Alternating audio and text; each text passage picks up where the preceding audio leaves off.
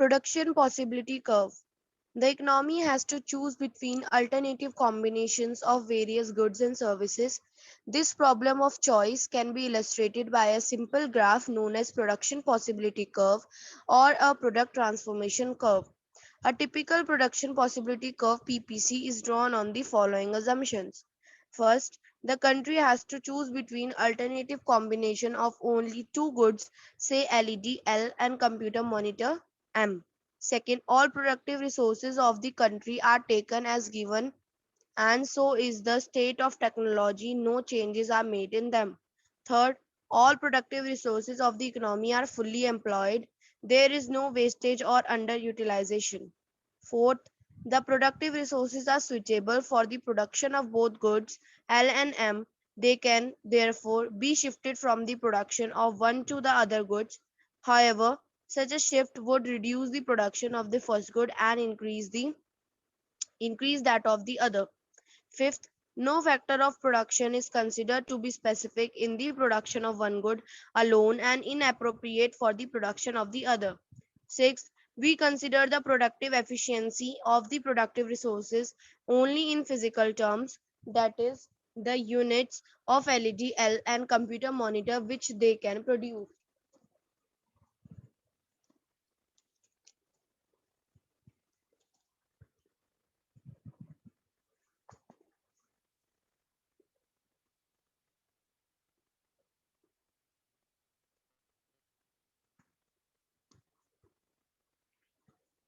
जो हमारी इकोनॉमी है उसको चूज करना पड़ता है अल्टरनेटिव कॉम्बिनेशन के बीच में कि किसे चूज करना है, combination of various goods and services. बहुत सारे गुड्स और सर्विसेज के बीच में उन्हें चूज करना पड़ता है कि हम कौन से कॉम्बिनेशन लेंगे। This problem of choice can be illustrated bye a simple graph. जो हमारी ये चॉइस को सेलेक्ट करने की प्रॉब्लम है, ये हमें एक सिंपल ग्राफ के द्वारा हम इलस्ट्रेट कर सकते हैं, जिसे हम प्रोडक्शन पॉसिबिलिटी कर्व भी कहते हैं, मतलब पीपीसी, और प्रोडक्ट ट्रांसफॉर्मेशन कर्व भी कहते हैं, PTC. A typical production possibility curve PPC is drawn on the following assumption. ये जो हमारा प्रोडक्शन पॉसिबिलिटी कर्व है पीपीसी, ये हम कुछ अजम्पशंस पे ड्रॉ करते हैं। जैसे फर्स्ट अजम्पशन है, the country has to choose between alternative combination of only two goods. मतलब कंट्री को किसी दो अल्टरनेटिव कॉम्बिनेशन के बीच में चूज करना होता है। जैसे अगर हम मान लेते हैं एक एलईडी लेते हैं हम एल और एक कंप्यूटर मॉनिटर लेते हैं एम। सेकेंड पॉइंट आता है, all productive resources of the country are taken as given and so is the state of technology. जो हमारे सारे प्रोडक्टिव रिसोर्सेज है कंट्री के, उनको हम आर टेकन एज गिवन, मतलब उनको ऐसे लिया है जैसे वो दिए हुए, and so is the state of technology, no changes are made in them. और स्टेट ऑफ टेक्नोलॉजीज भी लेते हैं और उनमें कोई भी चेंजेस नहीं करते हैं। थर्ड पॉइंट आता है, all productive resources of the economy are fully employed. जो हमारी इकोनॉमी के सारे प्रोडक्टिव रिसोर्सेज है वो फुल्ली एम्प्लॉयड होते हैं। देयर इज नो वेस्टेज और अंडर यूटिलाइजेशन, और उनमें ना कोई वेस्टेज होता है और ना ही अंडर यूटिलाइजेशन होता है। फोर्थ आता है, the productive resources are suitable for the production of both goods. जो हमारे प्रोडक्टिव रिसोर्सेज होते हैं वो हमारे जो ये गुड्स है एल एंड एम, इसके प्रोडक्शन के लिए अच्छे रहेंगे, सुटेबल रहेंगे। They can therefore be shifted from production of one two the other goods. वो जो प्रोडक्टिव रिसोर्सेज है वो शिफ्ट भी किए जा सकते हैं एक प्रोडक्शन से दूसरे गुड्स पे। However, such a shift would reduce the production of first good and increase that of the other. जो ये शिफ्ट है, हमने जो शिफ्ट लिया, वो क्या कर सकता है, जो एक गुड का प्रोडक्शन है उसको कम कर सकता है और दूसरे को इंक्रीज कर सकता है। इन बेसिस पे हम अपना पीपीसी बनाते हैं। फिफ्थ पॉइंट आता है, no factor of production is consider to be specific.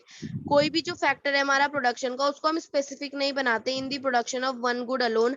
अगर मतलब एक प्रोडक्शन की, अगर हमें एक गुड का प्रोडक्शन करना है तो हम किसी भी फैक्टर को स्पेसिफिक नहीं बनाते and inappropriate for the production of the other, और उसको दूसरे के लिए भी इनएप्रोप्रिएट नहीं बनाते हैं। सिक्स पॉइंट आता है, we consider the productive efficiency of the productive resources. हम क्या करते हैं, प्रोडक्टिव एफिशिएंसी को कंसिडर करते हैं प्रोडक्टिव रिसोर्सेज के लिए ओनली इन फिजिकल टर्म्स, मतलब सिर्फ फिजिकल टर्म्स में, that is the units of LED and computer monitor which they can produce. मतलब जो एलईडी और जो मॉनिटर, कंप्यूटर मॉनिटर की जो अमाउंट है जो हम प्रोड्यूस कर सकते हैं उनको, इन सब के बेसिस पे हम अपना पीपीसी कर्व को बनाते हैं, ड्रॉ करते हैं। जी, इसका मतलब ये हुआ कि आप ये सारी कंडीशन को फुलफिल करने के बाद इन्होंने एग्जांपल के लिए एल लिया है, L for LED, M for monitor. दो Yes. प्रोडक्ट लिया है, तभी जब ये सारी चीज कंडीशन फुलफिल होगी तभी क्या होगा आपका, जैसे एल का प्रोडक्शन आप इंक्रीज करोगे तो एल का आपको ऑटोमेटिक डिक्रीज होगा। क्यों? क्योंकि सारे Yes. रिसोर्स आपके इंगेज है और नो अनएम्प्लॉयमेंट है। अदरवाइज रिसोर्सेज सारे हैं, अनएम्प्लॉयड मतलब कि ऐसा नहीं कि कुछ अनएम्प्लॉयड लोग थे आपने उनको और दूसरे प्रोडक्शन के लिए लगा दिया, या कोई थर्ड ऑप्शन भी है आपके पास, ऐसा नहीं है। Only two goods, only two का मतलब है कि इन्हीं दो के बीच में रिलेशनशिप किया गया है। और ये नॉर्मल हर इंडिविजुअल के साथ होता है कि जो दो प्रोडक्ट चूज करने हैं प्रोडक्शंस में, वो यहाँ इंडिविजुअल मैन्युफैक्चरिंग यहाँ पे कंट्री बोला गया है, इन्होंने कंट्री हैज टू चूज, ये सारी चीजें आती हैं। ठीक है, इसको रीड कर सकते हैं। Based upon these assumptions, we can illustrate the set of production possibilities available to a country by a hypothetical example. Look at table 1.1. The figures in the table show that all the productive resources of the country put together can produce a maximum of either 30L or 30M or some other combination thereof. The production possibilities illustrated in table 1.1 are also represented in figure 1.1 in the form of a production possibility curve PPC. हमारे जो ऊपर के assumption थे उनके base पे we can illustrate the set of production possibilities. हम एक production possibilities की सेट कर सकते हैं available to a country by hypothetical example, जो हमारी कंट्री में एक हाइपोथेटिकल एग्जांपल की मदद से हम जो है अपना प्रोडक्शन पॉसिबिलिटीज की सेट को अवेलेबल कर सकते हैं। Look at table 1.1। हमें टेबल 1.1 को देखते हैं। The figures in the table show that all the productive resources of the country, जो हमारी टेबल में जो फिगर्स हैं वो ये शो करते हैं कि जो प्रोडक्टिव रिसोर्सेज हैं कंट्री के, वो put together can produce a maximum. उनको अगर हम एक साथ रखें तो वो मैक्सिमम कितना प्रोड्यूस कर सकते हैं, या तो 30L प्रोड्यूस करेंगे या तो 30M प्रोड्यूस करेंगे या कोई अदर कॉम्बिनेशन प्रेजेंट करेंगे।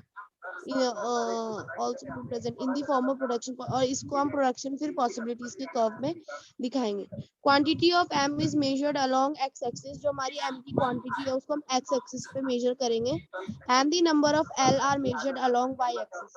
और जो हमारा एल की वो है नंबर्स, उनको हम वाई एक्सिस पे मेजर करेंगे। The respective pairs of the quantity, the respective pairs of the quantities of L and M are plotted. जो हमारे पेयर्स हैं क्वांटिटीज के एल और एम के, उनको प्लॉटेड करते हैं and join with each other to yield the curve. उनको फिर हमें प्लॉटेड करके जॉइन करना है एक कर्व बनाने के लिए, which is called the production possibility curve, जिसको हम प्रोडक्शन पॉसिबिलिटी कर्व कहते हैं। Thus, the PPC represents all the possible combination of L and M. जो PPC हमारा वो सारे possible combination है जो L और M के, वो दिखाता है। which can be produced by using all the productive resources of the economy. जो प्रोड्यूस किए गए हैं सारी इकोनॉमी के प्रोडक्टिव रिसोर्सेज यूज करने के बाद effectively. In that sense each point on the curve represents the maximum possible output. तो अगर हम इस वजह से सोचे तो जो हर एक पॉइंट है कर्व में हमारा, वो सबसे ज्यादा आउटपुट दिखा रहा है, मैक्सिमम पॉसिबल आउटपुट दिखा रहा है कि इससे ज्यादा तो हो ही नहीं सकता। And for that reason it is also termed as the production frontier of the economy. और इस वजह से हम इसको production frontier of the economy भी कह सकते हैं।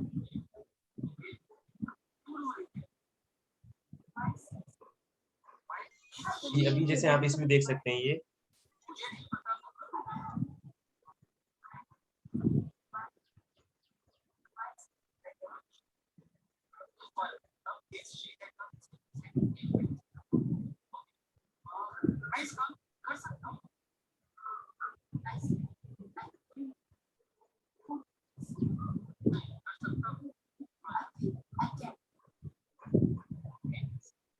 इसमें ड्रॉ नहीं करना, अभी हमने ये देखना है इसमें कि एलईडी का हम अगर हम यूनिट कितने प्रोड्यूस करते हैं और उसका कितना इम्पैक्ट इसमें आता है, तो वो हमें देखेंगे। जैसे 30 यूनिट अगर हम एल क्या था, एलईडी था आपका, और एम यहाँ पे हाइपोथेटिकल इन्होंने एग्जांपल लिया है, आपने ऊपर रीड कर लिया कि हाइपोथेटिकल एग्जांपल लिया है इन्होंने 30 और 0 का। अगर कंप्यूटर 0 मैन्युफैक्चर करते हैं तो एलईडी 30 यूज करते हैं, ठीक है। और सेकंड थिंग क्या है इसमें, अगर हम 25 प्रोड्यूस करते हैं तो 14 यूनिट करते हैं। अब आप इसमें देख सकते हैं कि अगर हम 14 प्रोड्यूस करते हैं तो सिर्फ हम इसको 25 से प्रोड्यूस कर पा रहे हैं, लेकिन अगर हम 25 से 30 प्रोड्यूस करने शुरू कर दें, ध्यान दीजिए, 25 से अगर हम 30 प्रोड्यूस करते हैं तो ये 14 से 0 हो जाएगा। इसका डिफरेंस कितना आया, 14 का डिफरेंस आया, और इसमें डिफरेंस कितना आया, 5। इसका मतलब हर यूनिट पे इन्होंने बोला loss of M for each additional unit of L, यानी कि हर एडिशनल यूनिट पे कितना होगा, 14 डिवाइड बाय 5, 14 डिवाइड बाय 5 कितना हो जाएगा 2.8, यानी कि हर एक यूनिट पर एक यूनिट, जैसे इसका एक यूनिट बढ़ाएंगे तो इसका लॉस कितना हो जाएगा 2.8 हो जाएगा। और 2.8। ऐसे अगर 5 यूनिट प्रोड्यूस करेंगे तो पूरा 0 हो गया ये, ठीक है।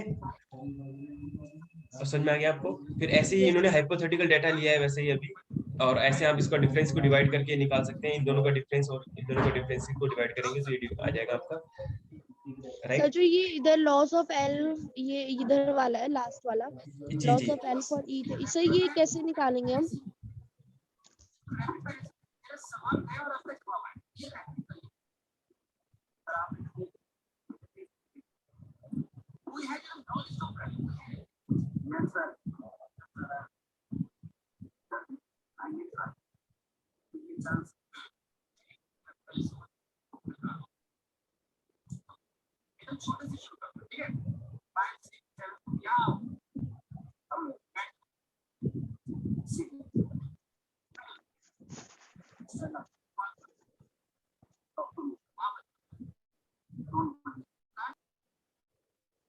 जी, अभी जैसे आपने इसका देखा था कि loss of M for each additional unit produce, लेकिन आप इसमें देखेंगे यहाँ पे कोई लॉस नहीं है, यहाँ 0 प्रोडक्शन हो रहा है। लेकिन अगर ये 14 से 20 हो गया तो कितना लॉस होगा आप यहाँ पर? 6। 6 का नहीं, 6 तो इंक्रीज हुआ ना, एम ने तो यस सर, गेन यस किया, एम ने गेन किया, 6 यूनिट गेन किया, तो इसको लॉस कितना हुआ 5 का। 5। और 5 डिवाइड बाय 6 कितना होगा? नहीं, लॉस कितना होगा इसमें, सॉरी 5 डिवाइड बाय 6 उल्टा करेंगे ना, 5 डिवाइड बाय 6 कितना आएगा आंसर इसका?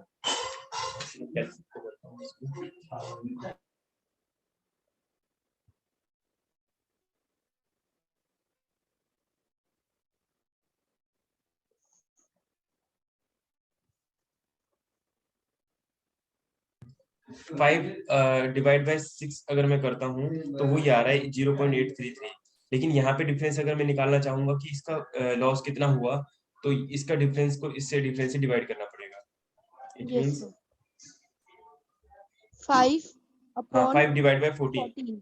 तो यस सर, 14 5 डिवाइड बाय 14 करता हूँ तो ये अमाउंट आता है, ठीक है। Okay sir. और जब 0 यूनिट प्रोड्यूस करते हैं तो कोई भी हमारा लॉस नहीं है, यहाँ पे लॉस ऑफ एल नहीं है, लॉस ऑफ एल बिल्कुल नहीं है। हम फुल यस सर, 100% रिसोर्स, जब हम अपने 100% रिसोर्स एल के लिए लगाते हैं तो वो यहाँ आता है। ऐसे सेम 100% रिसोर्स अगर यहाँ करते हैं तो यहाँ पे हम 30 यूनिट प्रोड्यूस करते हैं और यहाँ पे लॉस इसका एम का लॉस नहीं है कुछ भी, ठीक है, राइट। चलिए, यस थैंक सर। यू। अभी हम इसकी क्लास को यहाँ पे स्टॉप करें, आगे भी कंटिन्यू करना है। अच्छा, ये पीपीसी भी उन्होंने बना के दिखाया हुआ है।